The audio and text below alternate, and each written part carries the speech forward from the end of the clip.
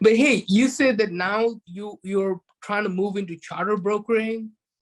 Yeah. Why So one are of the you? nice things about private aviation in general, as a jet broker, you can kind of explore different, elements of private aviation. You can start with, selling jets, and then you end up speaking to other people in the industry. You talk to aircraft managers, management companies. Mhm. You talk to charter brokers. What I found in my years in aviation is that people love the idea of JetLife or the JetLife, but they can't necessarily afford or don't have the needs to own their own private jet. I always tell people, you want to be at least 100 hours a year.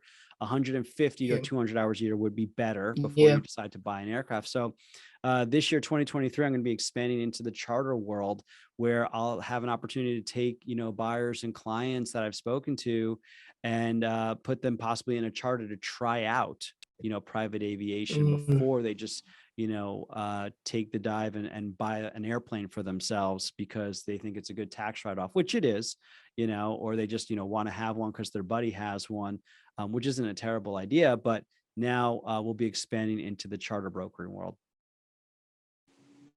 No, that's actually cool because I've been to the NBAA, which was here in Orlando this year, Yep. and I talked to a few people, and a few also cut a lot. And then at that time, I wasn't sure, but they said that there's like difference between brokering a jet and then becoming a charter broker. I'm like, really? I thought they all did pretty much the same thing. They're like, no, Yeah. there are people who do charter, who do fractional, who do jet card, and then there are people who do brokering. All Yeah, yeah. right. I mean, that's a great distinction between your broker. Are you brokering between ownership or buying and selling of the entire jet, or a fractional ownership of the jet? And then with charter brokering, I'm primarily focused. What I like about it is I'm primarily focused on the customer experience. I really like working with people. If you want to be a broker, you have to like working with people. It's not a job for people who just want to sit, and stare Yeah. at their computer and put data in.